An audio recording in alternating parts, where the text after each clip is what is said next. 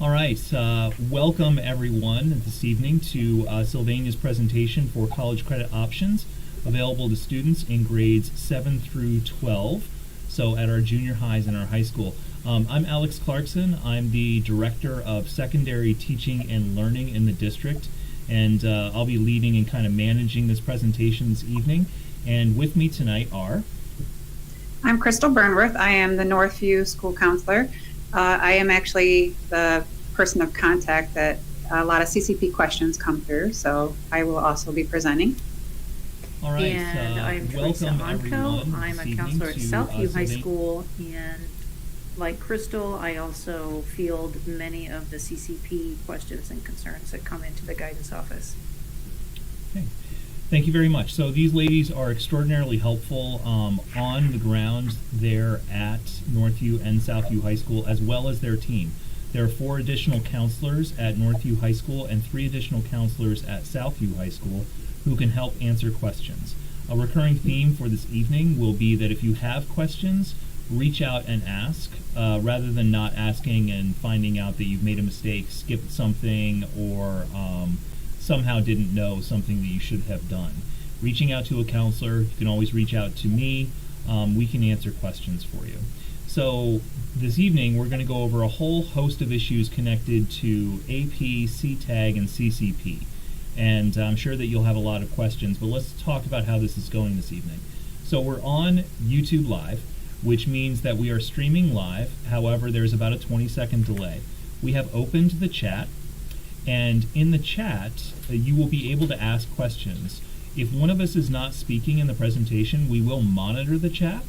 And as we monitor the chat, we may answer questions in the chat, but we'll also pause during the presentation at times so that we can review the chat and answer those questions. So as we go through a given section like AP, we'll pause at the end of AP and see if there are any AP questions in the chat, and we will answer those. We do not, with YouTube Live, have any other opportunity to exchange, like in a virtual meeting like Meet or Zoom, so feel free to log your questions in the chat, and we'll be able to answer them. Okay. Without further ado, I am going to start here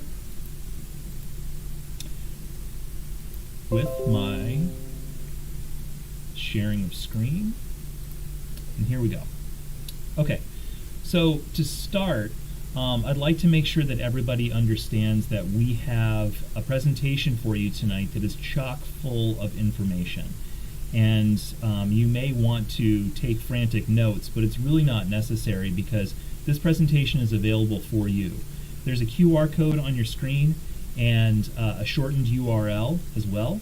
So just go ahead to either of those links, and this will give you the presentation. At the end of the presentation, there are a couple of resource links that will give you the CCP handbook, which has the letter of intent and so on. So some valuable stuff in here.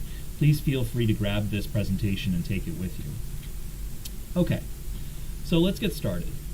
Tonight we're talking about 3 college credit opportunities. The first being AP, which stands for Advanced Placement. And Advanced Placement is basically college-level courses in high school sponsored by College Board. We're also talking about CTAG.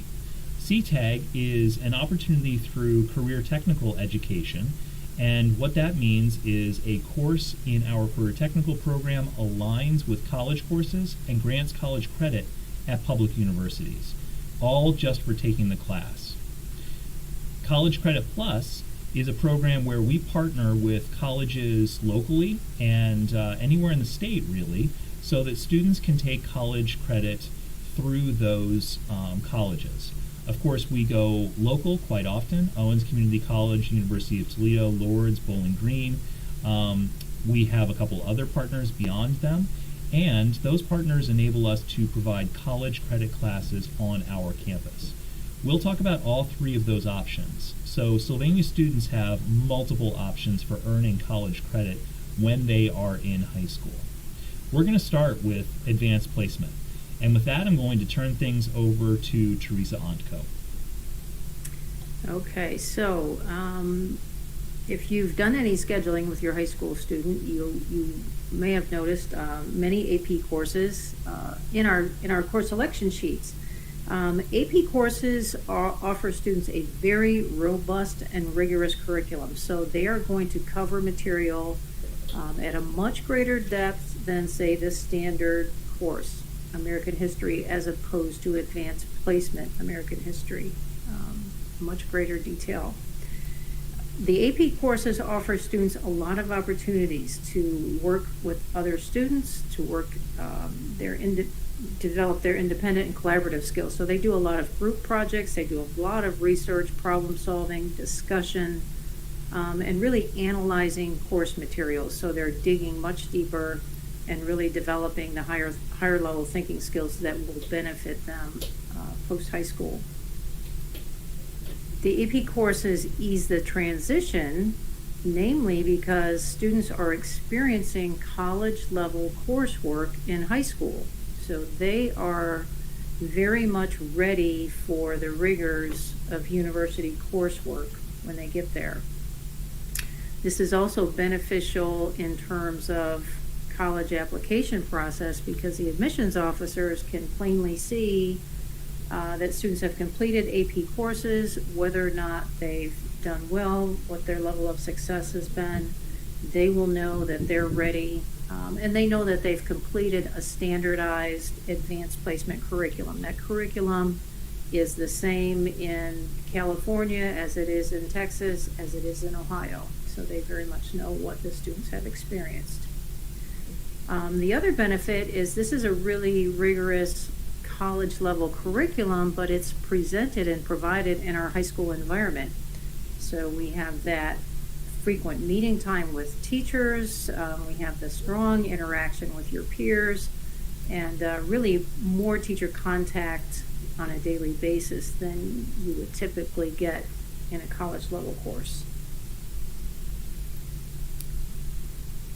The sort of end game with the AP courses after the challenges of getting through the school year, the teachers are essentially preparing students to take the AP exam at the end of the course. So in May, we'll offer AP exams to any students who are interested in taking them. There's a small fee for those exams, but what those results can translate into is college credit for your student. So for instance, a student completing AP U.S. History their sophomore year could earn that social science credit that would be transcripted for them when they get to the university. So just a great way to knock out some college credits in advance while earning high school credits with the benefit of GPA enhancement. So AP courses do offer our high school students that GPA enhancement opportunity. We have a very extensive list of AP offerings. So I would say Sylvania fairly does one of the top jobs in Northwest Ohio in terms of providing AP course opportunities. This is a list. You can see that it comprehensively covers most core subject areas. And then they are available to students from freshman year up through senior year. Freshman year, more limited opportunities. By the time students are getting to be juniors and seniors, every single one of these courses is available to them. Thank you very much, Teresa. So that was advanced placement, and we're going to just check if you're planning on going to. So this is an interesting question, Teresa, that I'm not sure if you have any experience with this. I know that I don't, but one of our participants asks, what if you're planning on going to a college in a different country? Do you have any experience with AP credits transferring overseas? I do not. Now, I guess it could depend on whether that was, what sort of university and what their affiliations were. I want to say international baccalaureate programs, which is sort of equivalent to AP, might be one of those programs that would offer the international transfer, but My experience really is limited to the Continental. And on my end, Alex, I don't know for AP, but I do have a student that took the French CCP at Northview, and she went on to Canada for her classes. And what they required for even those, for that to be transferred, is they had to have the syllabi for both courses that she took. Otherwise, they wouldn't give her any credit. I think what's important is what does it match up with what they're requiring.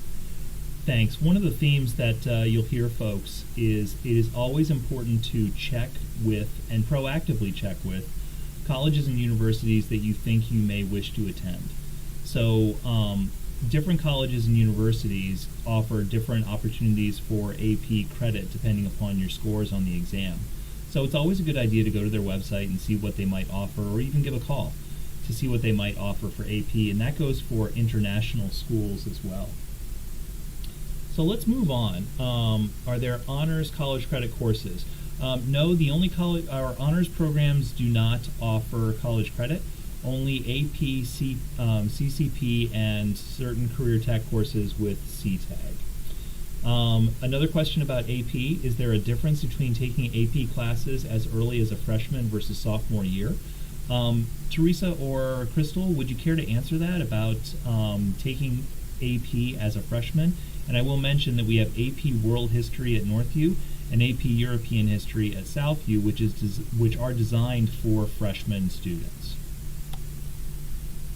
Yeah, I would say there isn't a great deal of difference. I mean, in terms of the teachers know their audience, so they know that they're working with freshmen. Obviously, at the freshman level, we are basing those course placements on teacher recommendations. So we ask the 8th grade social studies teacher to recommend students for that AP freshman course. So we're relying on them and their knowledge of the students to let us know that those students are prepared. I would essentially say any freshman who is very organized and responsible with work completion, they have strong reading skills, and they're motivated, and they've got the recommendation, I would encourage them to jump in. Thanks. Got another one here. Can I take AP European History instead of AP US History in the sophomore year? Will this qualify? I'll give an initial answer, and then ladies, feel free to follow up on that. AP European History and AP World History at our two high schools are really designed, as Teresa said, with freshmen in mind. The teachers that teach freshman courses are teaching students that are transitioning out of junior high and into high school, and they keep that in mind when they are designing assignments and class activities. So we have not been accepting upperclassmen into AP World History or AP European History. In addition, AP US History satisfies the American History requirement for graduation that the state of Ohio and Sylvania schools require. So it's not something that you can skip, and that's why traditionally students that are taking AP Social Studies at the sophomore level will take AP US History. Did I miss anything on that, Teresa and Crystal, or anything to add? No, you actually got it. AP US History for our one question is required, and AP European would count towards the world history requirement. So those are two completely separate requirements for Sylvania schools graduation as well as ODE. Mm-hmm. Thanks. A couple other questions. These are good questions about AP. Is there a limit to how many AP classes you can take in a year? Nope, only what your schedule can allow. Every year we have students that try to fit in more AP classes than their schedule will allow, but there's really no limit. How would you register for a college credit class? Well, we'll talk about that in talking about CCP when we get to that section. For AP, generally there's a recommendation process for most AP classes, and so that might be a discussion with a current core area teacher, or an English teacher, or a math teacher for a recommendation, and always consultation with the counselor. Best thing you can do is talk to a school counselor about the registration for an AP class. Right. Alex, there's also another question I think that we might have missed earlier. It was right after Neil's. It says, when does a student find out if they receive college credit for the college? you don't find out, unfortunately, until after you have applied. So what you could do is put in a request to that college to say that what will qualify to their admissions, what would be granted credit versus what wouldn't be granted credit. In my experience, for it to be official, they would already have to say that they're going to that college, and then their registrar's office says yes or no for what they're actually getting credit for. Thank you. Crystal, I'd forgotten about that one. On the Google registration form for classes, if you select to take AP European History, is there anything else we have to do to make sure that he will take this class? Like talk with the AP teacher? No. Ladies, you can speak to that better than I can because you're involved in that process. Well, typically if students are registered for an AP class, the AP class teacher, the receiving teacher, will receive that roster of students who have requested the course. I know, for instance, AP European History at Southview, the students are asked to come in and pick up an AP textbook in June prior to the summer break because they do have a little bit of summer work. So provided that they take care of that step, they'll be well prepared to enter in August and hit the ground running. Thanks. And if I want to study medical in college, which AP college credit classes should I take so they fit in? I'm going to take a shot in the dark here and recommend biology, chemistry, possibly statistics as a related field. AP research and seminar are multidisciplinary, but often have students working on a science focus for research, which can be especially helpful for going into the medical field, possibly AP psychology. There are a lot of classes that would directly or indirectly prepare you for a medical program of study in college. Did I get that one right, ladies? You did, Alex. That was actually perfect. Okay. I think the AP seminar and the AP research has been such a blessing to our district because we're one of the few in the area that is able to offer it, and we have it at both high schools. That is an independent research project that the students do, and so I have seen some amazing research focus that, you know, when I've gone to these judging type scenarios, these students are examining like intricate things in biology or chemistry or whatever. So they typically work with a mentor that's at one of the universities, and you can take your medical aspirations and really narrow your focus if you were able to do AP research and AP seminar. So I would encourage anybody who wants to do that type of rigor that you should look at that for your sophomore, junior year. Thank you. I think we could go on and on about how what's called the AP capstone, which is research and seminar, is an amazing program. Okay, so let's see. If I take world history my freshman year, will I still have to take? Neil asks about world history and European history. World history is taught at Northview, and European history is taught at Southview. So actually, you wouldn't take both. You would take one of them depending upon the school that you went to. So there wouldn't really be an opportunity to take both of them if you're at one high school. All right, thank you for all those fantastic questions about AP. We're going to move on to discussing CTAG. So CTAG is an offering from our career technical courses. For those of you that don't know, we are a rather robust, comprehensive high school, and that means we're a full career center with 15 different career tech programs ranging from cosmetology to medical technologies to computer programming to courses in movie making and coding and financial management and all sorts of different opportunities. CTAG is when a class that is taken at the high school in career tech is aligned with the comparable class in a Ohio public college. So then if you complete the course, it's kind of like AP. You complete the course and you take what's called a web exam, which is the end of course exam offered by the state of Ohio. And your score on the web exam will automatically grant you credit. So it's a little bit different from AP. In AP, you've got a 5-point scale on the exam. If you earn a 3, 4, 5, that could mean different things at different schools. But for CTAG, successful completion of the course And that actually says does not require a separate exam is incorrect. I apologize for that. It does require a separate exam. I will make sure to correct that on the presentation. The separate exam and the course will automatically grant you guaranteed credit at any college in Ohio that is offering that course. CTAG is available in the following programs. We have interactive media, medical technology, education and training, construction, business technology, horticulture, programming, and engineering. And within that, some of those programs have multiple CTAGs that can be accessed. So any students that are in career technical programs, and we're talking about our junior, senior career technical programs, should speak with their career technical teacher to talk about the CTAG opportunities involved. If you're going to a public college or university in Ohio, that can be guaranteed credit for you right there. And especially we find that, for instance, if a student wants to go to our medical technology program and then take a nursing program, one of the required courses will be medical terminology at the university. Our medical terminology course taught junior year takes care of that.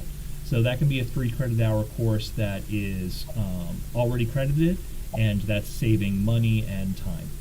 So CTAG is another opportunity as well.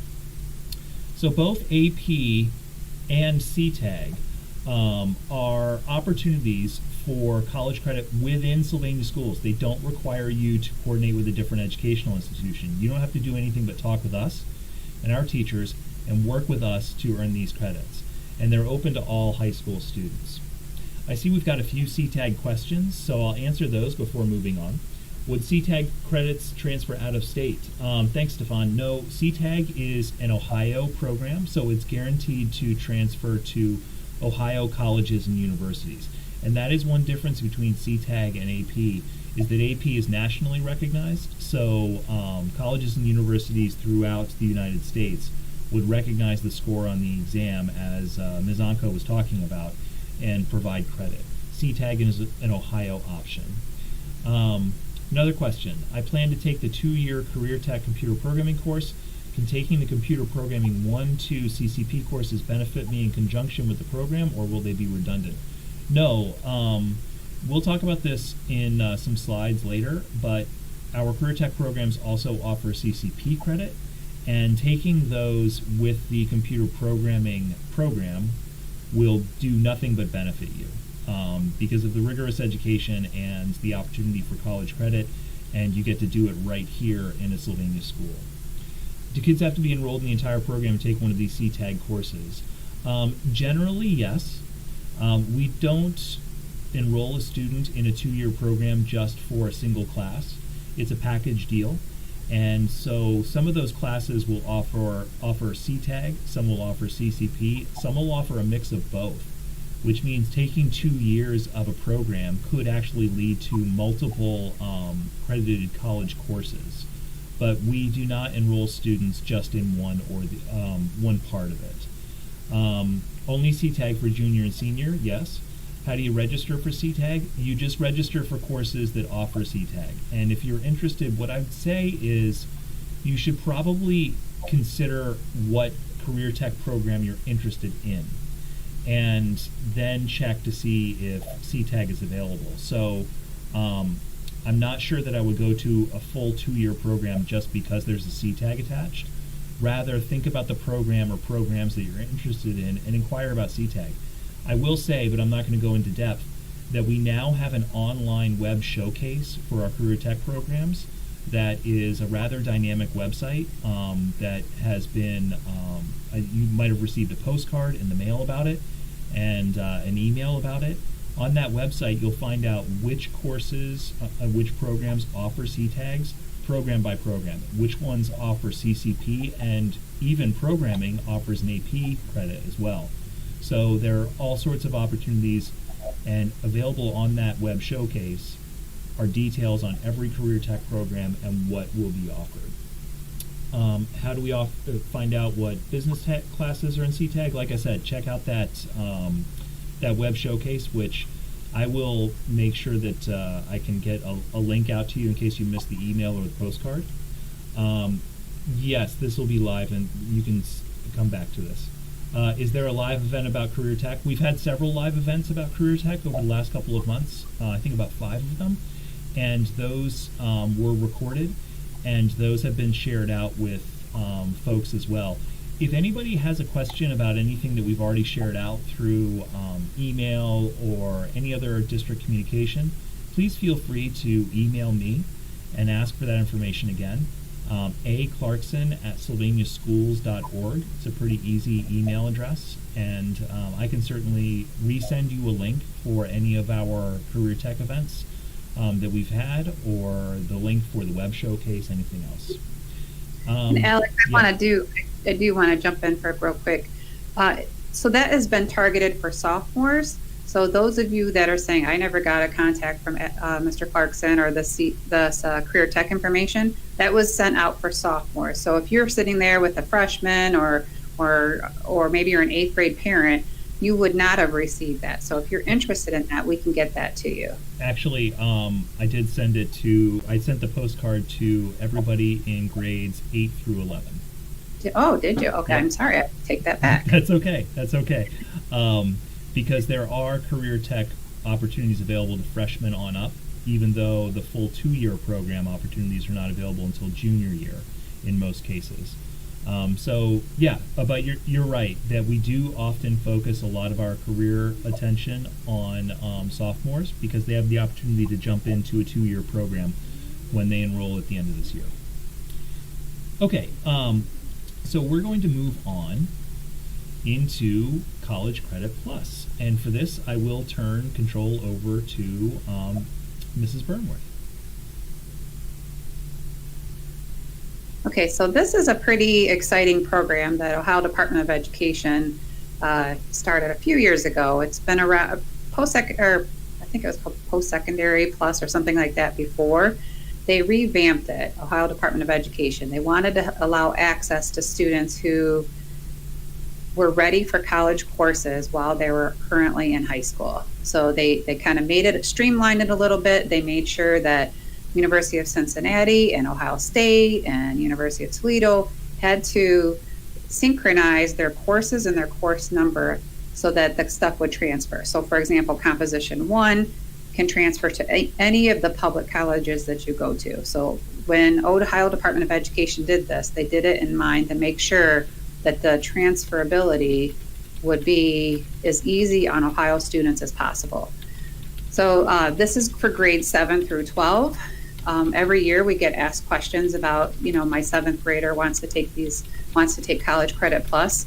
As you're going to see as we go through this, we really put a note of caution for 7th graders, because you have to be college ready. You have to be ready to do that type of rigor at that young age. And so we just give a word of caution. There's some kids that are very successful when they do it in 7th, 8th grade, but I would say that majority of our CCP participants are in the high school. Let's see, so some of them are on campus, some of them are online. In Sylvania High School, we also offer, high schools, both campuses offer some form of College Credit Plus. Okay, so some of the requirements. You have to be Ohio residents. You can't be living in Michigan and getting CCP. Students must apply and be accepted by a participating college or university. We don't make that decision.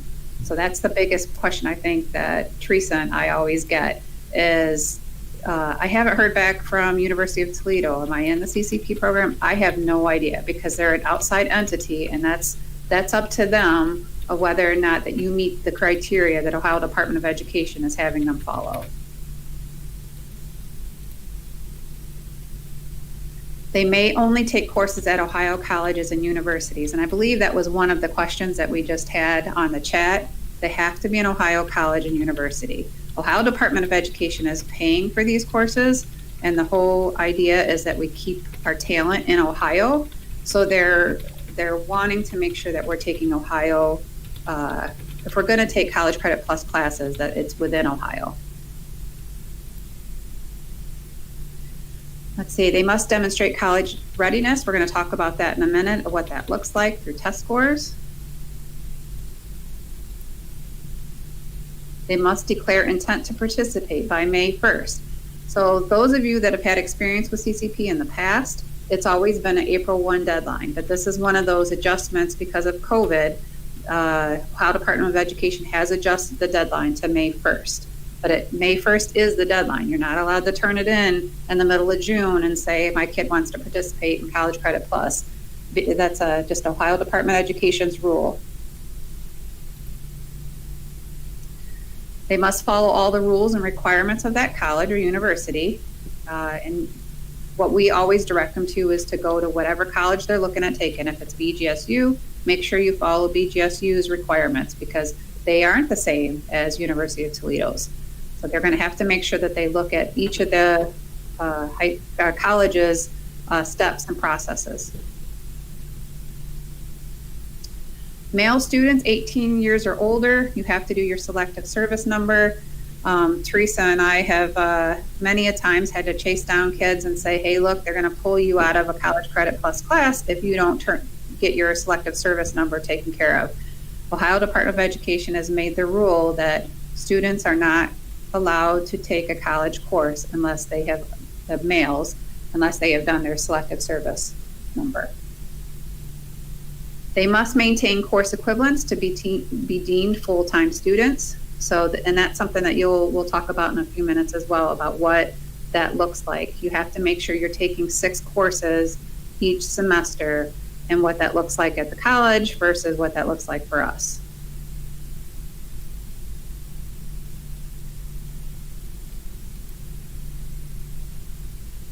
They may choose from a variety of college level courses, but some may require specific test scores. So for an example for that would be if your child wants to take chemistry at University of Toledo, they're going to make you take a placement test to see if you are ready to take chemistry. Math, some of the math courses also require placement tests to see if you're ready to take their calculus or their trigonometry or whatever course that your child may want to take.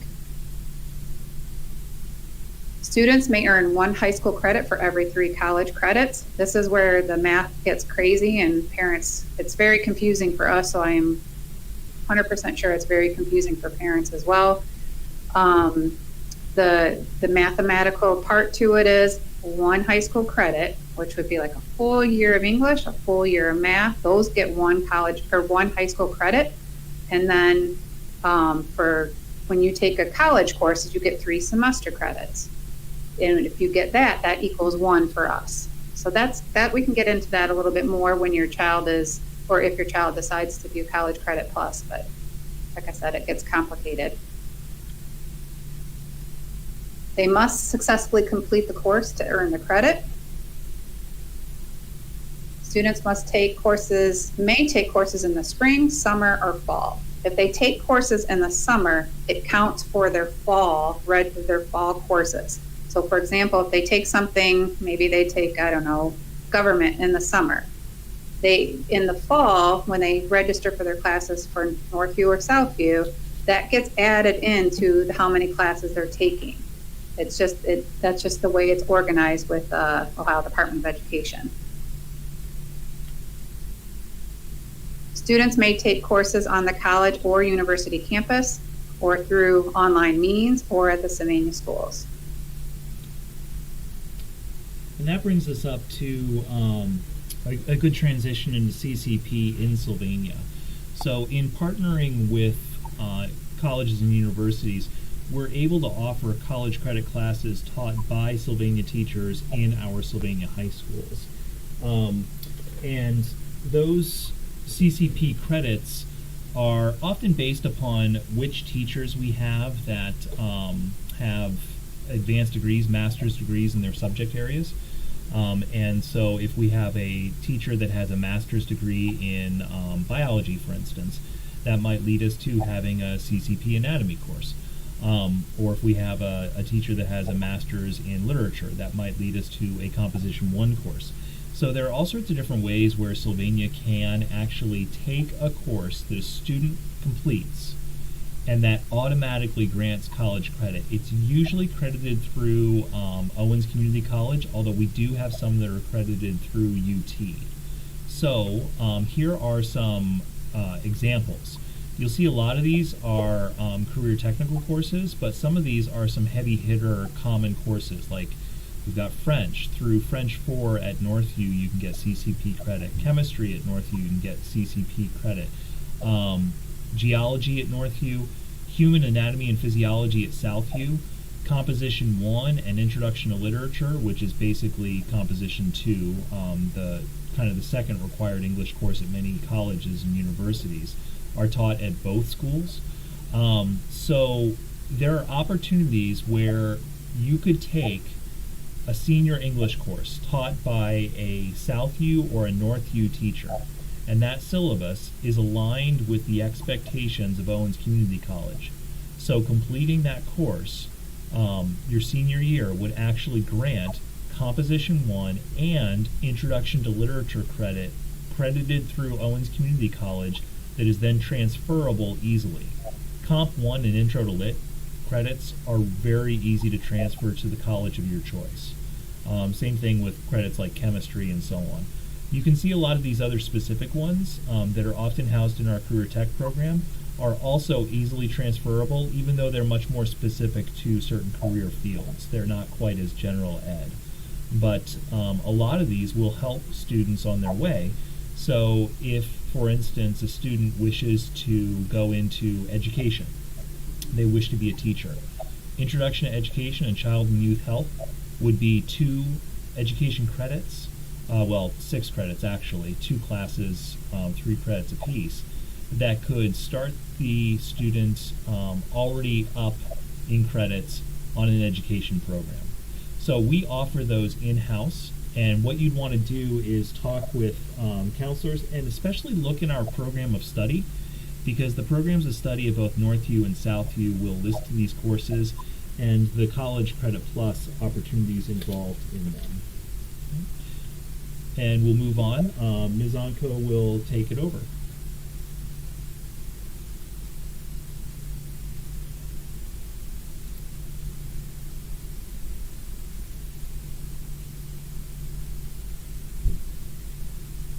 So I don't know if she's having technical difficulties. So let me just jump in there for the College Credit Plus and survey. Oh, you got it, Teresa? I got it. Sorry. That's okay. I forgot to unmute myself. So talking about CCP credit opportunities on campus, so at Southview, at Northview, very first step in getting ready for that process is to complete the letter of intent. So those of you that reserved a spot for this meeting, you received a copy of that letter of intent via email. The letter of intent also is available at both high schools, so you'll be able to access it. Students can access it just by stopping in. So the letter of intent is the piece of paper with signatures that we need in our hands by May 1st.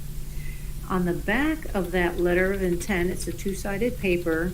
You will see all of the courses listed that were on the previous screen that Mr. Clarkson just went over. So for instance, that anatomy class at Southview is listed on there, the computer programming, the English 12, all of those classes that could potentially offer your student CCP credit are there. So we would like you to make check marks near those courses that your student is interested in.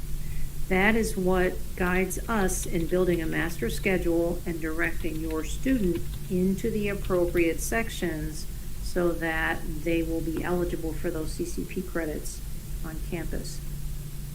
Of course, that's the initial step, the letter of intent. And then, of course, there are other steps, including registration at the participating college.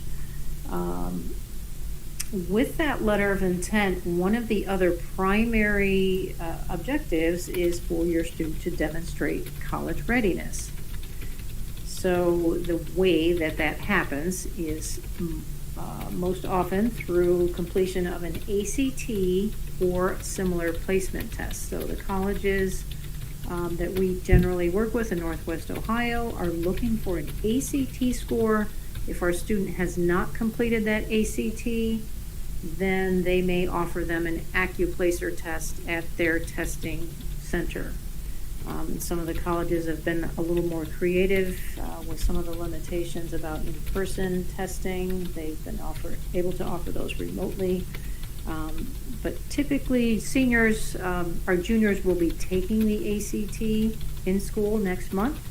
So oftentimes when students are getting ready for senior year, we are able to use that ACT score. The college that you're working with, whether it's UT, Owens, or Bowling Green, they will work with the students to make sure they have opportunity to take care of that placement test. When we're talking specifically about college readiness, just to give you an idea of what that means, if your student has taken an ACT test or an ACT practice test, this slide lists the college ready scores that the schools are looking for.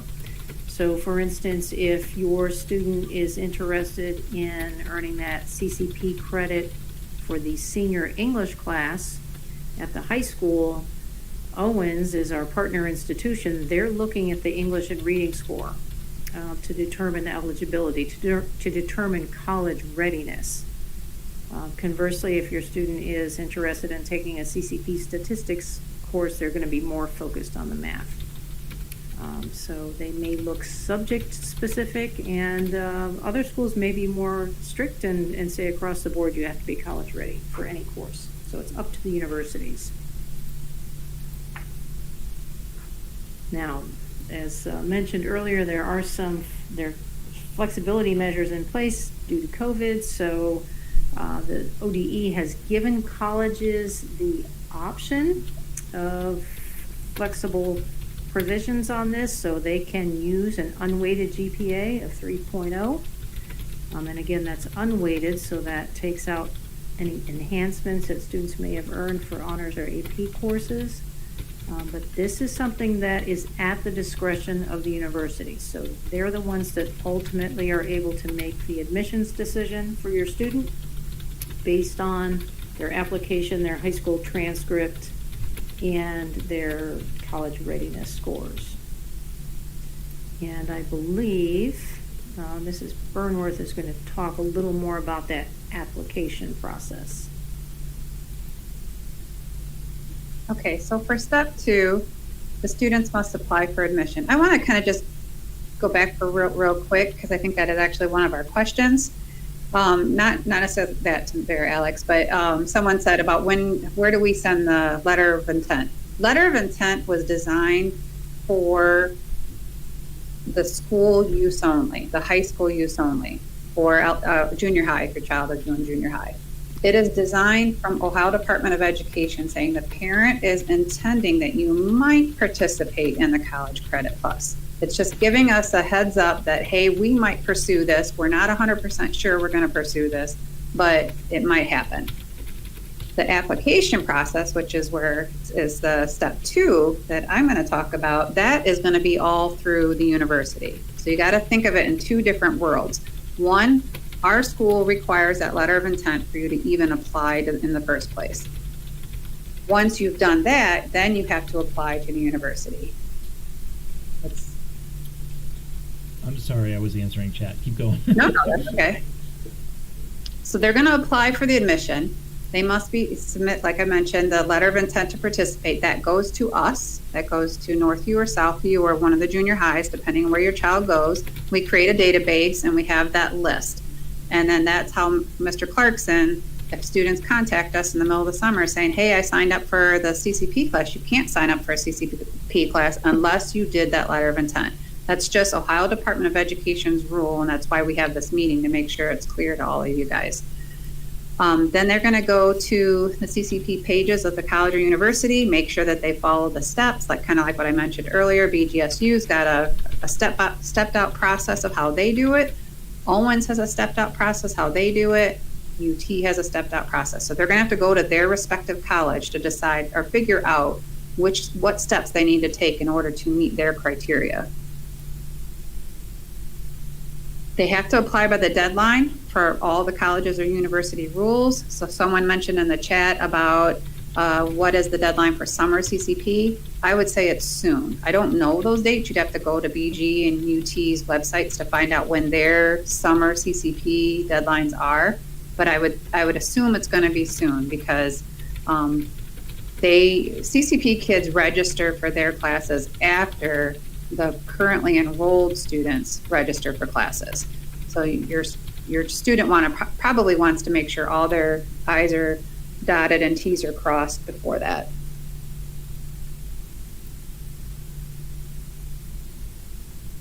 Okay. Is this me too, Alex? I think so, right? Yep. Okay. Students must select and prepare for courses. They're going to be given a success coach. That success coach has been a great asset to Teresa and I, because if we don't have the answer, we usually send it off to the success coach and say, hey, Nicholas, will you tell us what, how is UT handling this? And then we also direct the student to go to their success coach to ask additional questions, because since the universities are operating under their own set of rules and their own guidelines, we have to defer to them. We only know what's happening at Northview and what's happening at Southview. We can't speak for how University of Toledo runs their program. Students get their books, must obtain books for their courses enrolled. Check first if the high school has the book available. I know that Northview for sure has in the media center a stack of CCP books that students can come in and check out before they actually go to the bookstore and rent them from University of Toledo. BG is a little different. They have you renting them through Amazon, but those are details that we're not going to necessarily get to in this. That's if you decide to go to whatever college, you'll follow their book procedure, their process.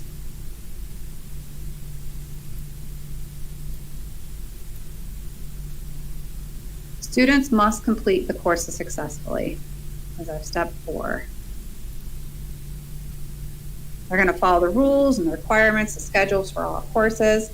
I've got a lot of students who are super excited about, hey, I want to get these college credit plus classes and I want to do well in them, but they don't know what that means. And as some of the parents in this presentation knows, there's a lot of independent learning when you take college classes, and you have to make sure that you as a student are ready for that. So if that teacher gives you that syllabus and says, well, these are when those projects and the due dates are, you're now at the college level. They're not giving you wiggle room. They're not giving you late time. It's just, you have to make sure that you're ready to meet the requirements of that collegiate course. The challenges and things will go toward your success coach. You'll ask him or her the questions. So if something is going on with a professor, you're going to have to work through the university for that. Upon completion, we will receive transcripts from whichever university that you took the classes at, and then we will put them into your transcript at Northview or at Southview. To kind of answer one of the questions that was on the chat, when your child is ready to head off to college, you will send them, or we will send them, Northview's transcript, but it will not give them those college credit classes based on our transcript. You have to go to the college's transcript request site and then have those sent to the university. So for example, if your child takes, let's say Composition 1 at one of the high schools, with one of our teachers, you have to go to Owen's website, request a transfer request, and then they will send that official transcript to the university your child goes to. That's how they get awarded the credit. Okay, thanks, Crystal. We're going to pause here for a moment to reflect on the chat. I have been typing answers to a number of chat questions. We'll go through some of the others. So if you have asked a question in the chat, check my posts to see if I've answered your question in there. So we've got a few here. Mina asks, so if we want to take College Credit Plus, Southview will be able to offer it if we want to take the course next year. And when will we be able to get the offer? So, Mina, we will offer on-campus CCP through the courses that I mentioned before, like the Comp 1 and the Anatomy and the Intro to Education. If you wish to take courses through the college, we don't handle any of that. We do partner with the administration of that, but in order to register for those classes and apply, you have to go to the college's page for CCP, apply, get set up with a success coach, and they'll help you out with that. Southview will help you out with any courses that are CCP credit on Southview's campus. But of course, talking to your counselor during scheduling time can help answer a lot of those questions. Martha asks, was told students go to actual college for courses, but this slide, courses being taught at the high school. Oh, it can be confusing, Martha, but we both are available. And in fact, we have students doing both at the same time. Sometimes they take CCP courses on the high school campus at the same time as taking one off campus. We have students that take a course through UT and a course through Lourdes at the same time. So it's flexible, and we have some limits on participation we'll talk about later, but that's not one of them. You could take a CCP course on our campus, or you could take one on the college campus. And to look at which ones are in-house and which are at college, basically look at our program of studies and the list that is in this presentation, and you'll see which on-campus courses offer CCP at Southview and Northview. If you want to know what's offered by the college or university, you would have to go to their website and check out their course catalog. So we've gotten a few questions about that, about, hey, what courses are available for summer? You would have to go to UT or Owens and check out their catalog for what they're offering. The letter of intent is included in the CCP handbook, which is linked in this presentation at the end, and we'll show you that. There will also be physical copies of the letter of intent in the offices, in the school counselor offices. Let's see. If the courses are available at Southview with Owens, do students have an option to take CCP credit with UT if the same class is offered at Southview? So if we accredit a class, like Composition 1 with Owens, then you don't get UT credit for that directly. However, and correct me if I'm wrong on this, Teresa or Crystal, a Comp 1 credit granted through Owens transfers to an institution like UT really easily, right? Correct. It actually, Comp 1 is pretty standard for almost any college. I haven't seen it not accepted at a college yet. Yep.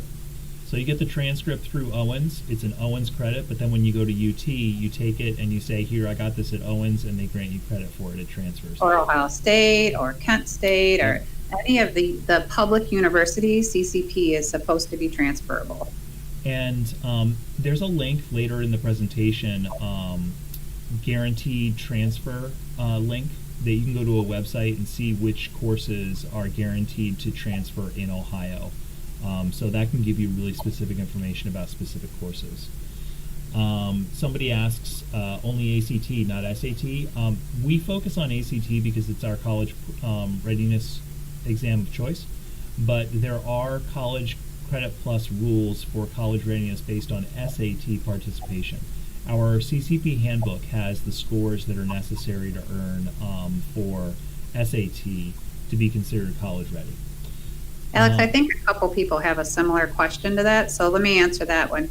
So Mina and Shalini, you do not have to take the ACT in order to do CCP. So if you're sitting there and you're a 9th grader or an 8th grader and you're thinking you want to do college credit plus, the universities have it set up that you don't necessarily have to do that test that we typically don't do until junior year to be able to do college readiness. That's why the accuplacers are designed for at each university. So each university will have the students come in potentially, and then they will take what they call an accuplacer test. And usually they're subject specific. So for example, so our students have done it, and they'll get a math test, they'll get a reading test, and they'll get an English test. That's the 3 accuplacer tests that they have if they would go to University of Toledo to see if they're college ready. They have to, and there's minimum scores that they have to meet for UT to say, all right, this person's good to go for CCP.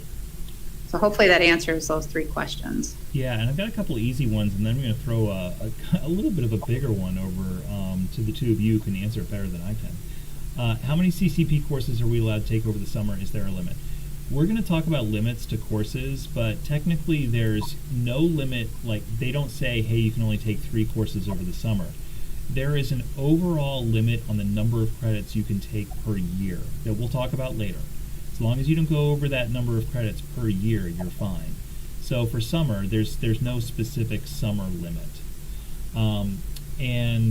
Allie asks, I want to take government at UT this summer, but I don't see it listed on the letter of intent. What do I do? Let me be clear that on the letter of intent, the back side, the second page, that lists only the on-campus courses, the ones that are on Sylvania's campus, the ones that we offer through our teachers. So government, we don't offer a CCP government through our teachers. You would want to go to UT or BG or Lourdes or Owens and go to their course catalog to see what they offer. So the letter of intent does not list college courses on college campuses. It only lists those that are on Sylvania's campus. And here's the bigger one, Teresa and Crystal. Is AP or CCP more highly regarded by colleges? That's a sticky one, and I'm sure you can give a great answer. I would, I'll jump in a little bit, just depending on the school that you're looking at, and I can just say through my experience working with the Ohio State admissions office, Ohio State's a pretty popular school with our graduating seniors. It's become a reach school because their admissions offers are pretty selective these days, but they have always held AP courses in very high regard. So if you are a student who shows up with a transcript, or you're able to present a transcript with a lot of honors and AP courses, they know that you have really maximized the curriculum. And that makes you stand out. So you have a very strong transcript to bring along. Another school who maybe isn't quite as, their admission standards aren't really maxed out in terms of GPA, test scores, curriculum, then the CCP courses are a wonderful thing to bring along. As we'll talk about a few slides from now, there are a lot of advantages to having those CCP courses on your transcript.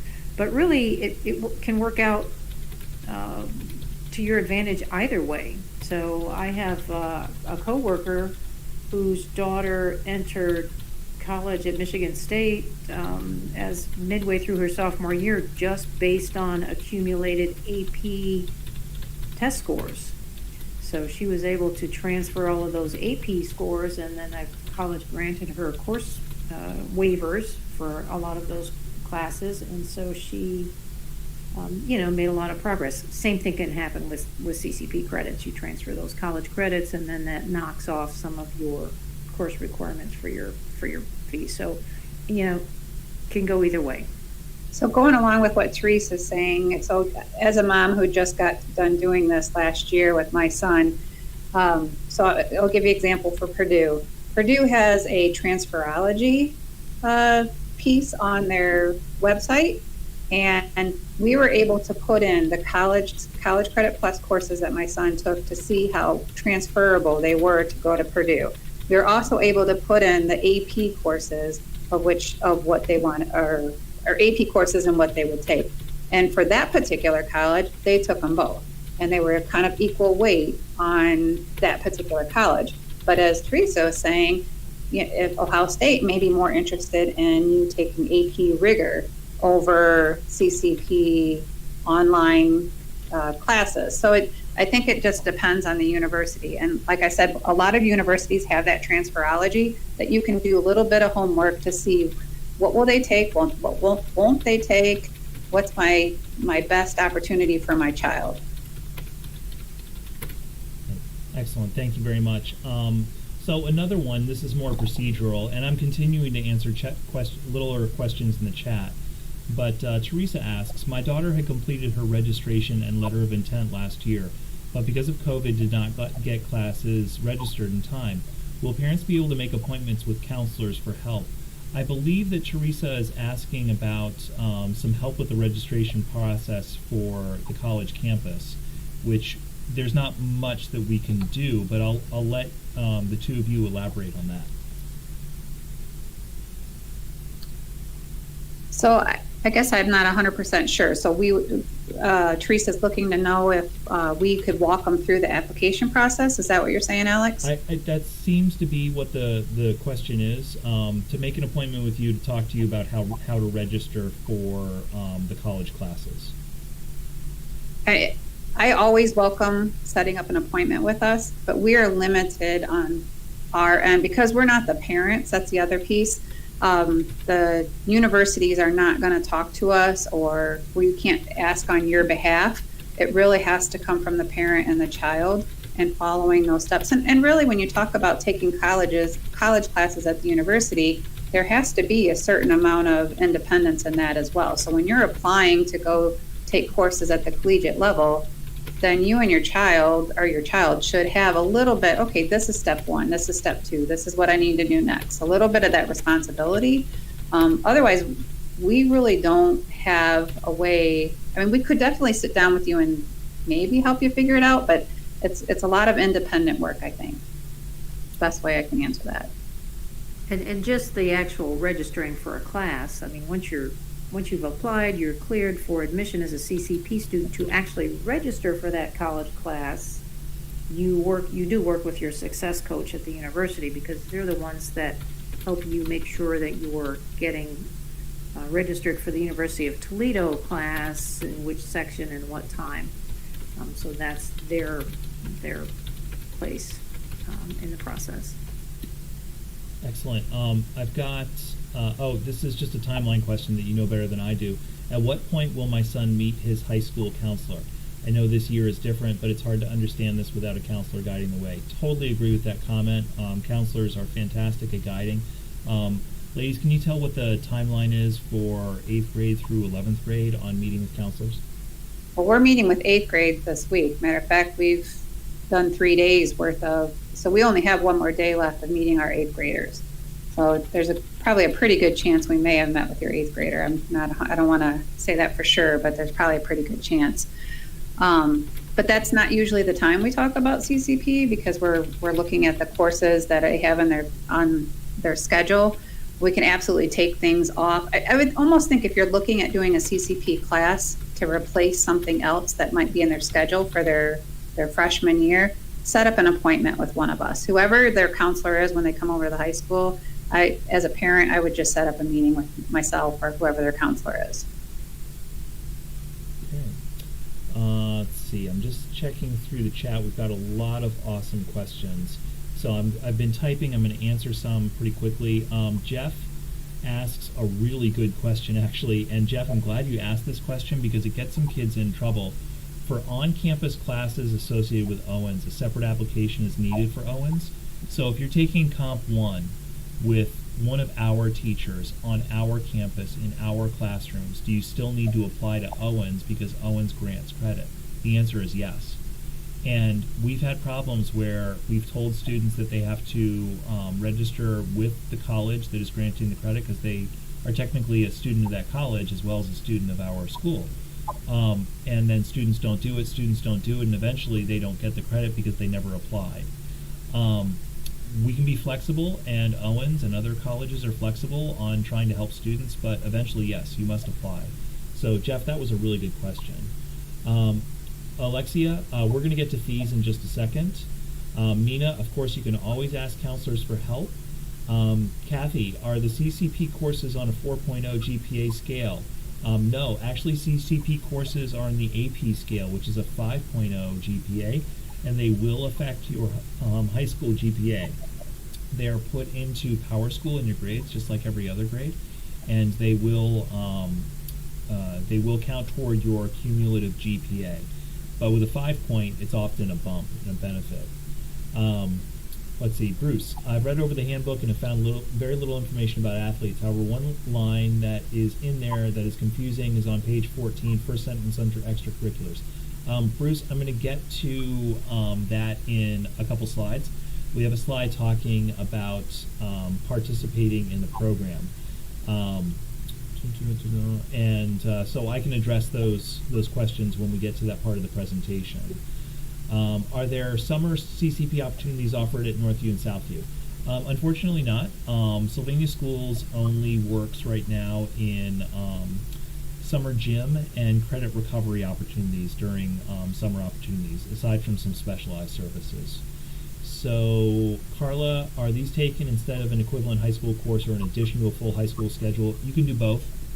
So I've seen students taking a full load of classes at Southview or Northview and college classes on top of it. And I've seen students who have taken part high school, part college. So there's flexibility there. For the AP program, how do you register and what are the requirements? All you have to do is enroll in an AP course that is offered during the scheduling time. Let's see if we've got some more. Transferology. To get the high school schedule to consider with their CCP classes. Okay, Teresa expanded on that question earlier. To get the high school schedule to coincide with their CCP classes. High school schedules will be usually available, end of April? Is now our timeline that students would know what their fall schedule will be? Maybe would be a safer bet. Okay. Sorry, I didn't mean to push you. And they'll have time, Alex, they have time to adjust their fall schedules for their college. So let's say, for example, they're taking University of Toledo classes or want to take University of Toledo classes. They can look and see what courses they have for us and what periods of the day. You're going to have to work closely with your counselor on designing your schedule and your success coach, to be honest, because there's some classes that aren't movable. Like we're not going to be able to move like Calculus BC, for example, because you want to take a college credit class at that same time. You're going to have to make sure you adjust your College Credit Plus course time frame or what you register for. We can't move our courses. So I guess what I'm getting at is our school or our schedule is set as of March. Like the computer has generated a school or a schedule for all of our courses. We can't adjust that. You will have to decide, okay, well, if I can't take this composition class at University of Toledo at 1:00 because that happens to be my Calculus BC class, then I might have to take an evening class to take the composition class. I hope that makes sense to people, but we can't be as flexible on our scheduling as colleges can be. And Teresa, I don't know how Southview does it, but we definitely try to work with the student, but for the most part, there's a lot that we can't move around. Yeah, I would just say typically we ask a student if a student has registered for a CCP class that's happening during the school day and they actually have to be there in person. We ask them to provide us with a copy of that course registration, so that we can verify, and then we can meet with the student and let them know what options are. I would say for the most part, there's a lot of online CCP coursework going on now, and students either, if they're doing in-person classes on the university campus, it's happening early morning or late afternoon to allow, because students have to travel. So they may be CCP course in the morning, travel back to Southview High School courses, or vice versa. Start at Southview, travel, take an afternoon CCP course, or take an evening CCP course. Online courses takes that whole scheduling piece out. Okay, we're going to continue to move on with the presentation, and don't worry if you have a question in the chat that still hasn't been answered, we will have an opportunity to answer that. So let's move on. We want to talk about what courses students may take, because there are limits on the courses on a college campus. So right now we're talking about courses on a college campus, not the ones that we're offering on our own campus. So if you look at the UT course catalog, for instance, which courses can you take? You can take any courses offered by their participating college or university, provided that you have to meet the eligibility or prereq requirements established by that college or university, so you can't suddenly jump into Calc 5 if you haven't finished Calc 1. You have to start with what are called Level 1 courses and continue with them until earning 15 credit hours, at which point the student may complete Level 2 courses. So You can refer to Ohio Higher Ed information online for Level 1 and Level 2 courses. There's a link at the back of this presentation. But colleges have also become really good about posting which courses are Level 1 and which courses are Level 2 in their course catalogs and on their websites. So they will probably tell you which ones are Level 1 and which ones are Level 2. And you can also take a class as long as it does not fall under the prohibited course list. Of course, the next question is, what is the prohibited course list? Well, here it is. You cannot take one that is one-on-one private instruction. So it's got to be a multi-student course. You cannot take a course with fees that exceed the amount set by the Chancellor of Ohio Higher Ed. I've never seen this happen, but that's a rule in there. You cannot take any study abroad courses. You can't take any PE courses.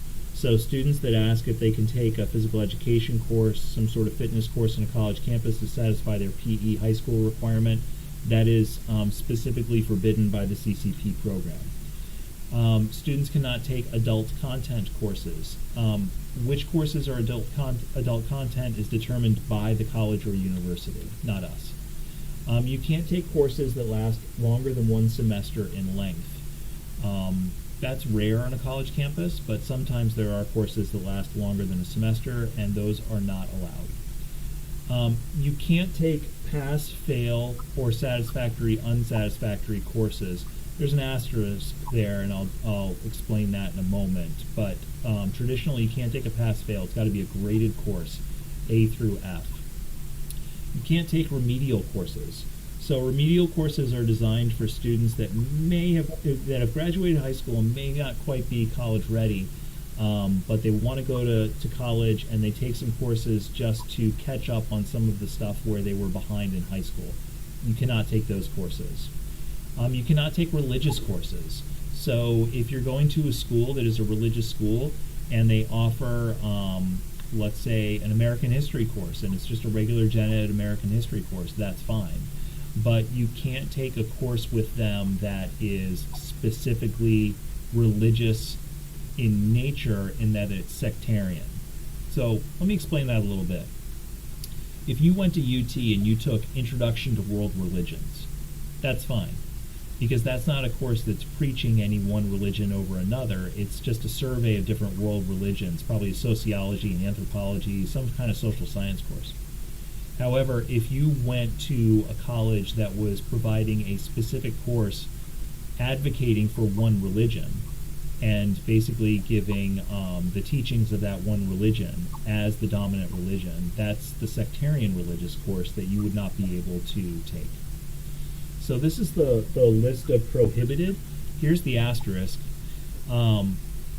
If there are COVID disruptions and the college or university offers a pass-fail option for a graded course due to COVID, students are allowed to take that option. But normally they're not. That's simply a flexibility granted due to COVID issues. Let's move on to grades, and Crystal will take this back over. Okay, so there's actually that grades are something that Teresa and I have to deal with quite a bit. Grades for CCP courses will appear on the student's transcript and count towards their graduation progress. I believe that was one of the questions in the chat. So if a student decides they want to take U.S. history at one of the colleges, that counts as their American history requirement for us. So they match up. It does go on your transcript, and it does go at the 5.0 scale. What's we got here? Grades for the CCP course will be calculated in their students' overall GPA. That's a good thing and the bad thing.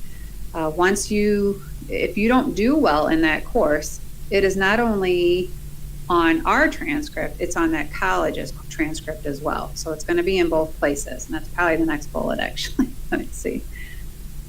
Yeah. So the grades for the CCP courses are the AP scale. It's 5.0.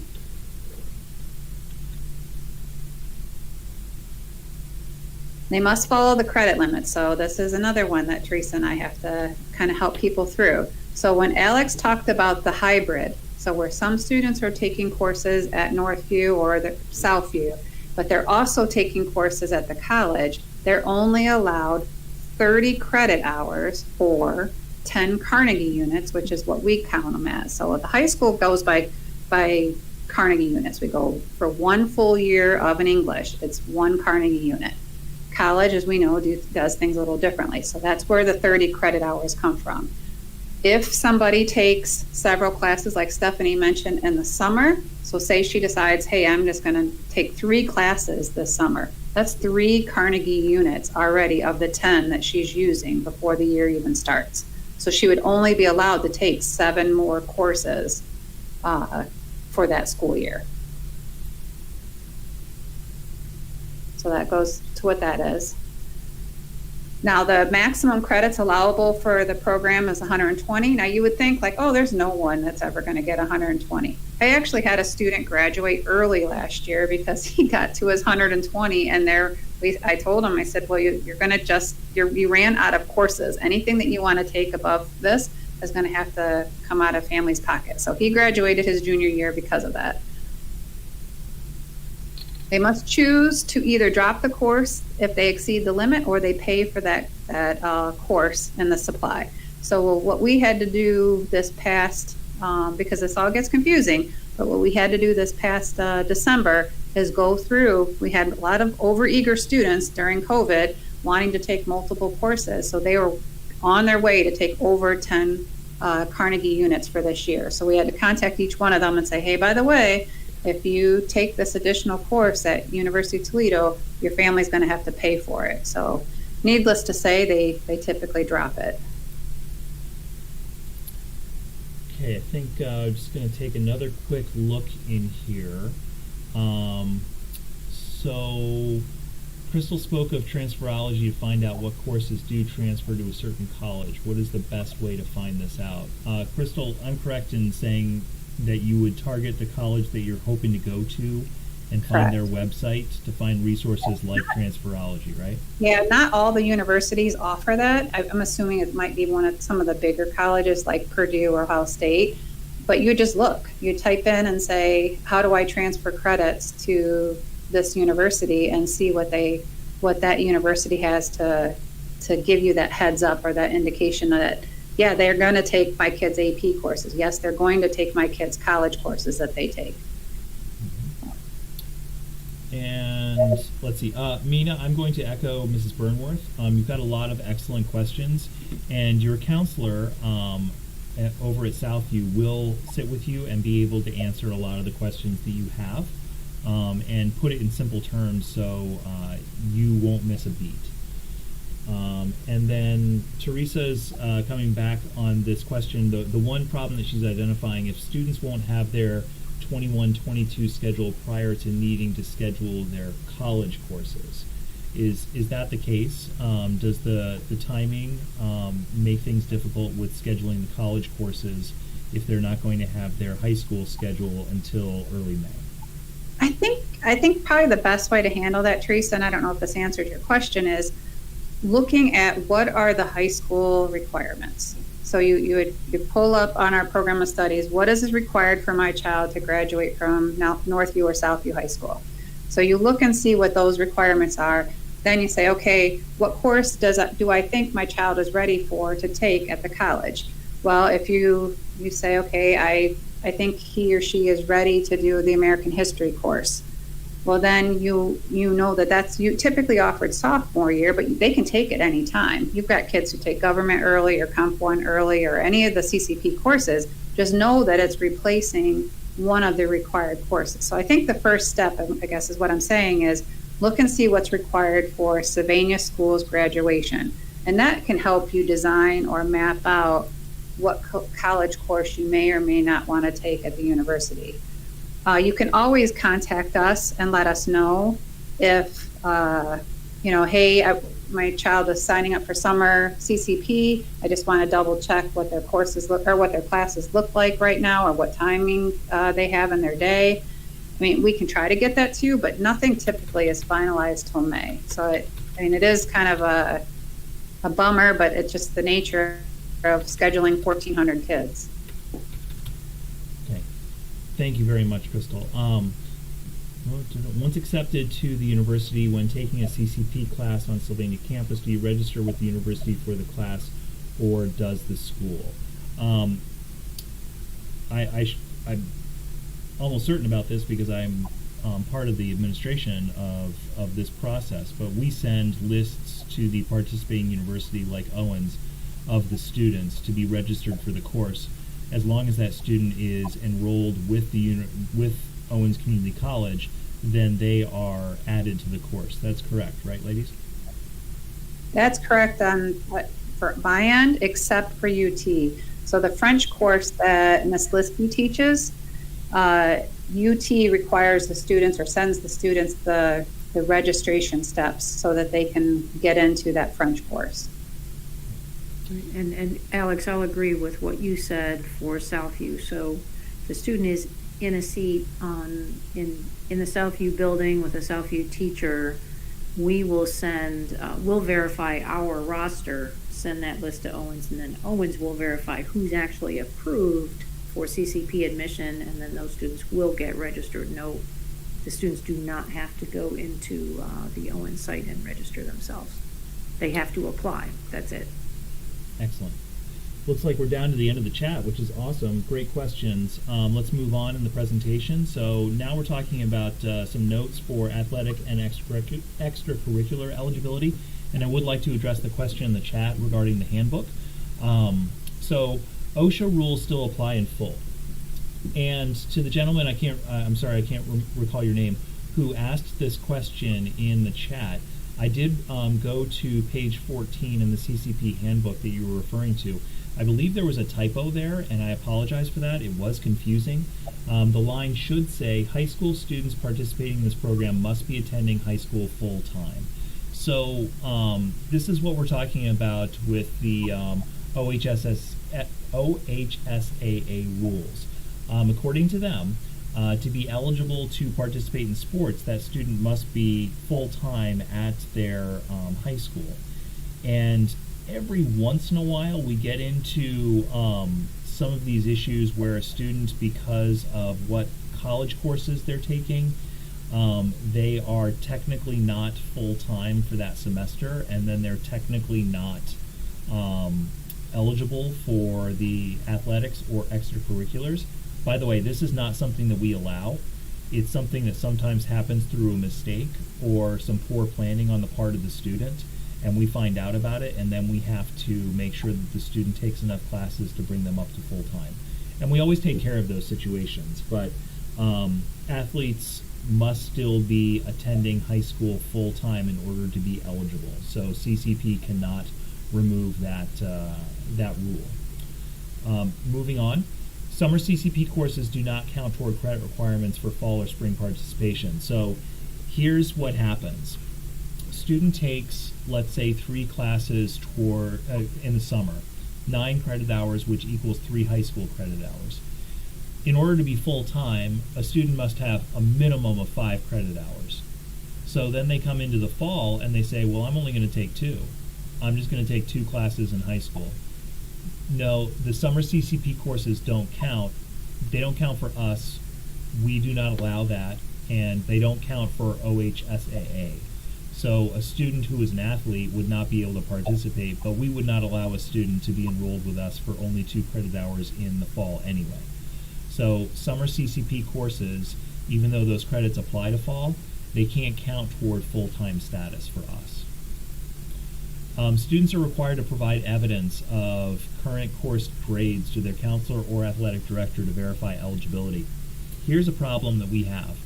We don't have immediate access to grades on college campuses. This is one of the challenges that we face in administering CCP. We determine eligibility on a pretty frequent basis, and eligibility is often determined at the quarter. But we won't receive final grades until the semester for college courses, and when the colleges give us those credits. That means, and this is according to the CCP rules from the Ohio Department of Higher Ed, that the burden is on the student athlete to provide evidence for eligibility. And if you're wondering about that, then that would be a discussion with the athletic director at either high school. So the ADs there can help you out with that, and because they're the ones that verify eligibility for high school athletes. Teresa, I think I'm throwing it over to you for benefits and challenges. Yep, I'll talk about some of the big highlights, and I mean, of course, the items that are coming up are just the biggest draws for students to be participating in CCP. Number one is just having access to the rigorous coursework that's not typically available in the high school. So way back when this was post-secondary options, that was the purpose and intent, to allow students to expand curricular options. So for instance, right now, I have a student who's interested in American Sign Language as a world language. That's not available at the high school. The student can access that through CCP. We've had students who are interested in other languages like Chinese, or I also have students who have maximized our math curriculum. So we don't really have anything else to offer them at Southview High School. So I have several students who are taking CCP courses so that they can advance further along in the calculus track. So that's a big advantage. Also, as we've already talked about, you can start making progress towards a college degree, so shorten the time and the investment required after high school to get a college degree. And of course, tagging on to that, you can also be knocking off credit requirements for your high school graduation, so you have that dual credit opportunity. And the big one is that you're earning college credit for free, essentially. So the cost of tuition is covered by the school district, and that is no cost to parents, as long as they're selecting option B on that intent to participate form. Now, of course, with this program, there are challenges, or I guess I would say these are cautions. So these are things to consider and think about. If your student is taking a CCP class, particularly one that is not on our high school campus, so this is a course that might be strictly through the university, so the students are losing the support of administrators, counselors, and teachers. So they're essentially becoming a young adult, or they're equivalent to the young adults that are on the college campus. So they're responsible for communicating with their professor. So, the student comes to me with a grievance because they're not happy about something that happened in class, or a grade that the professor offered them based on their work. I can't intervene, so they're having to develop that responsibility. So you want to make sure your student's ready for that. Another item that comes up at times, students who are on 504s and IEPs, they receive accommodations at the high school, and absolutely those plans will transfer over to the Office of Accessibility at the university. But again, that's not something that the high school personnel are necessarily going to help facilitate. So it would really be the student's responsibility to advocate for themselves, take that plan over to the Office of Accessibility, and work with them to help coordinate. So maybe they could get extended time or have their test read. So it's just another hurdle to jump through. Another thing that I would mention, just talking about challenges as I'm thinking about it, sometimes the schedules are different. So the high school schedule, the spring break at Southview might be different from the spring break at the University of Toledo. That's another thing that has to be juggled. Students have to be responsible about managing time. And then a big one is the social and emotional readiness for college coursework, and the social interactions that come with being a member of a college class. So particularly with younger students, you have to be aware, students and parents, that they're going to be interacting and mingling with young adults, really, mostly 18 and up. They may have to engage in online chats, they may have to do group work. And they may sometimes be exposed to more adult content. It's just a matter of fact when you're in a college course. And again, this is a repeat of earlier information. So male students who are 18 years old and who do not provide their selective service number can be charged for those courses. And that applies to students who may be mid-semester, so sometimes our senior students will turn 18 during the school year. So they were good to go, and then all of a sudden we're getting notes and they're getting messages saying we need your selective service number ASAP. So that's just something to be mindful of. It's important to register. You have to do that anyway. You have to do that to be eligible for federal aid when you get to be a college student. And there are significant consequences for underperformance, which Mr. Clarkson is going to get into. So obviously great advantages if you perform well, but proceed with caution if you do not perform well. That brings us up to those consequences. So let's talk about those pretty clearly so you know what you're getting into. Here's what results from various types of underperformance in the CCP program. Students that fail will bear the cost of the tuition. So the student failing a course results in a fee applied to their account at the school. And so the school, that being Southview or Northview, will collect the cost of admission or tuition. This also occurs if a student withdraws after a 2-week deadline. So 2 weeks pass, the student decides they don't like the course or they're not doing well and they withdraw, then the family is responsible for the full cost of tuition, which can be upwards of a few $100s for a single course. So that is, I think, probably about the most we'd be talking about was somewhere around 500. I don't have that number specifically in front of me. But that's the neighborhood we're talking about for failing or withdrawing from a course late. And if you think, well, then I just won't do those things, please be aware it happens every single semester that we have to charge families for students that fail college courses. And for some of the challenges that Teresa just talked about, they're college courses. They can be challenging. So just be aware of that. Poor performance, and that means GPA, a college GPA below 2.0, numerous failures or numerous withdrawals will result in probation, and there are some details on how that limits CCP participation. For instance, and you can go into those details in the handbook, if a student fails a course in a given subject area, let's say social sciences, they will not be able to register in a course in the same subject area until they have recovered from that probation. Those low grades remain on a student's college transcript, so that's going to follow. Remember, these are now college credits that will follow a student's college record, not just a high school record. Continued underperformance will prevent a student from being able to participate in CCP. So if underperformance is a trend, there's a point at which students will simply be prevented from participating in CCP.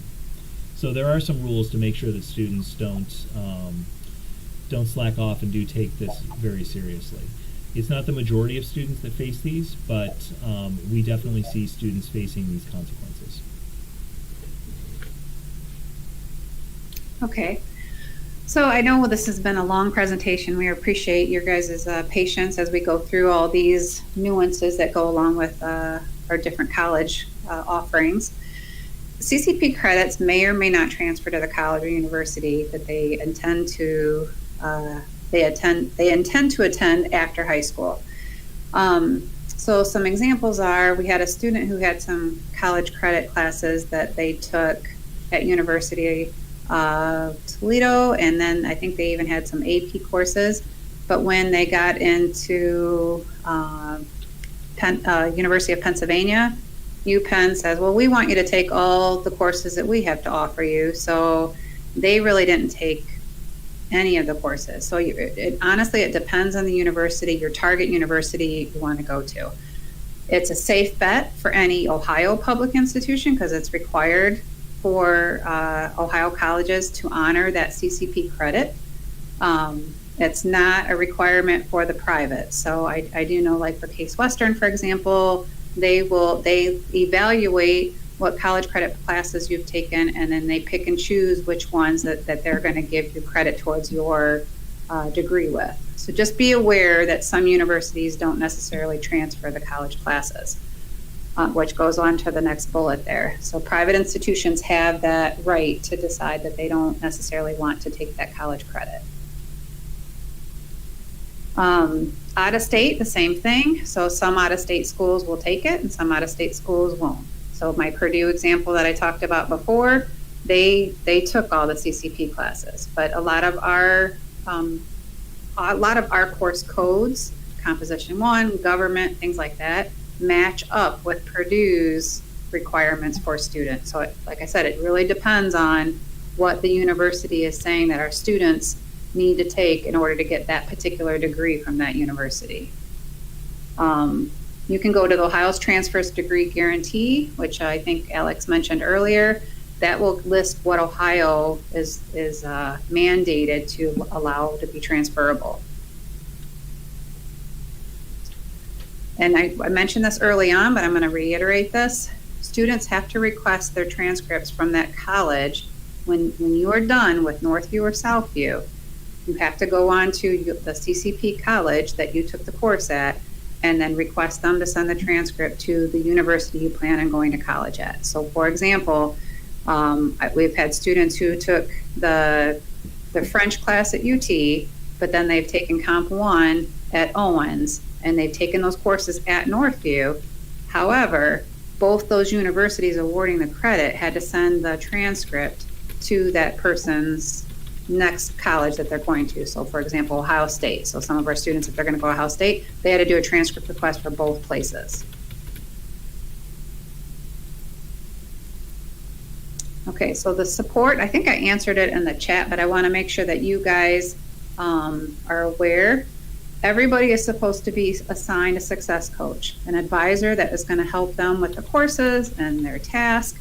So some of the students that go to University of Toledo, their success coach is very engaged with the student. They send them constant, like, hey, I'm checking in with you academically. Are you doing well? Are things going? Or do you need help with the next registration process? And so if students find that they're locked out of a class, then they say, well, wait a minute, what is this wait list thing? The success coach is going to walk them through that. So they kind of just become an advisor for your child. But so parents, so on your end, so you know, you're going to have to be there with the child when they're navigating that, because the success coach really isn't supposed to talk to you. They're supposed to talk to the student that's going to their university. So if you want to be active in that, you're going to have to do that probably side by side with your child. They're supposed to, as Ohio Department of Education is requiring them, to provide some sort of assistance for the students that are at their university.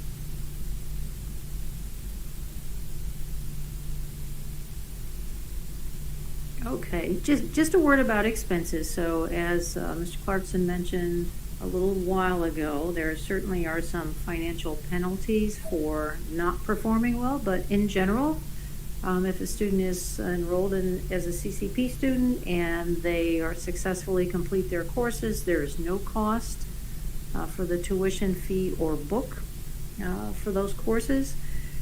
Private schools, so that applies specifically to public schools, so any of our public colleges. Private colleges may have some costs.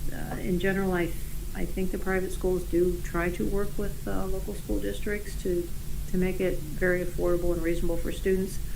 One thing that you do need to be aware of, and I know this has been a surprise for several families over the years, is you do have to pick up the cost of parking and transportation. So in other words, if your student doesn't have a driver's license, you're going to have to help them get to the campus.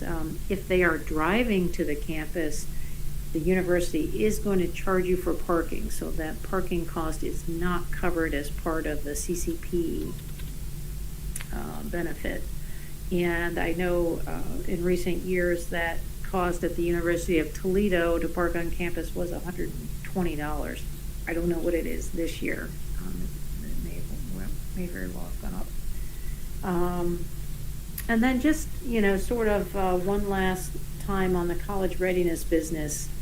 The college readiness truly is more than just those test scores and the GPA.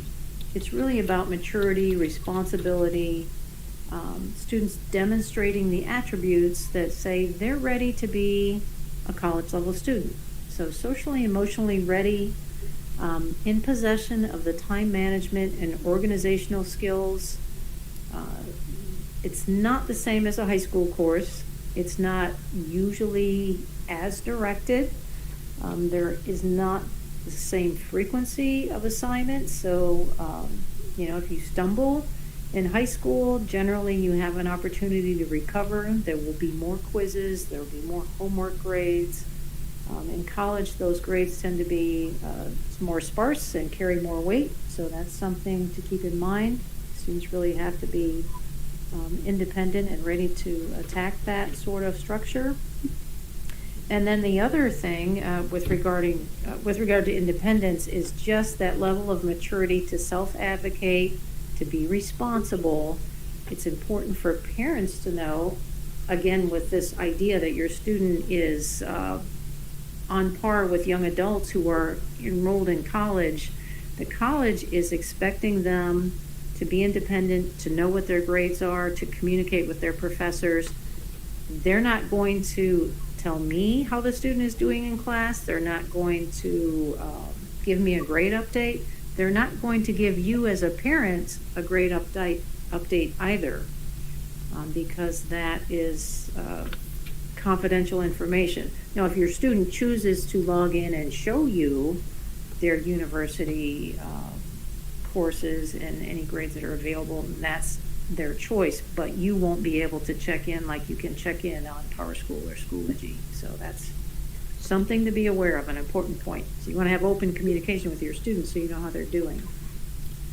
And I will say that one comes up in weird ways. I know recently that I was working with a parent communicating through email, a student that was taking courses at one of the schools that we don't traditionally partner with, and the parent had to coach his son in how to talk to the bookstore about books, because the bookstore would not even talk to the parent about the ordering of books. They would only talk to the student, which in this case was his son.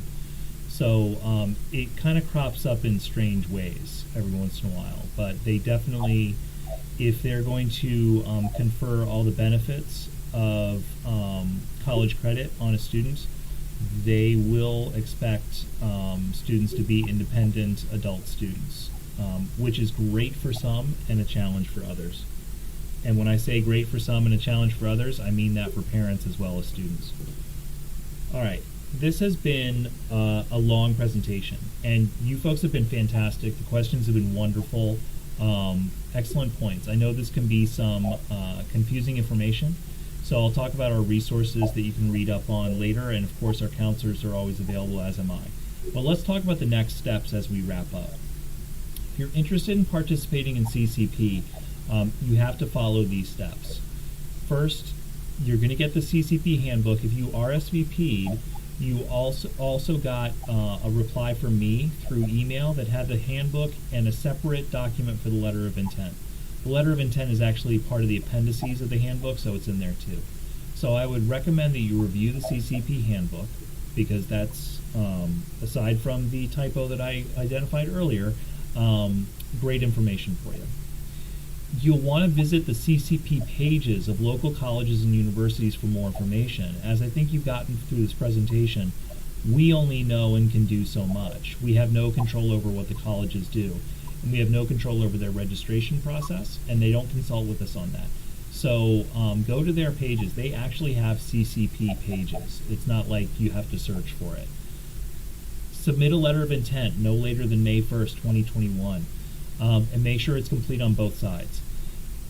And again, by the way, I've been in this position giving this presentation several times, And every time I'm here, I say, don't forget to do this or else you won't be able to participate. And every year, I have to talk with parents sometime in September about how they did not submit a letter of intent and they can't participate.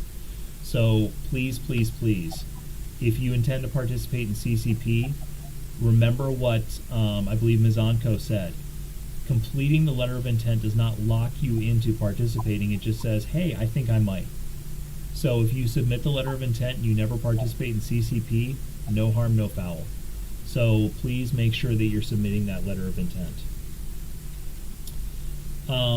You have to register at the intended college or university and follow the next steps laid out by that institution and high school counselors. So high school counselors will have some instructions for you, but mostly follow the steps laid out by the institution. So here's some resources. These links are in the presentation, so if you take this presentation, I'll give you the link to it again. The handbook is here. I don't have a link to every college or university CCP page. Ohio Higher Ed has a students and families resource page. Ohio Department of Higher Ed is responsible for CCP. And then there's Ohio's transfer to degree guarantee page, which we talked about earlier about determining which credits transfer. Remember that there is flexibility and opportunity available in credit in Sylvania schools in high school. You got AP, you got CTAG, you got College Credit Plus. You could do all of them. You could do all of them. So students have actually taken advantage of all three college credit options. So please feel free to explore every one of them because they're all good for different situations. And what we pride ourselves on in Sylvania is the diversity and flexibility of education so that students can be intentional about what they're doing to prepare themselves for the next steps. And don't forget to speak to a counselor about all of this during scheduling.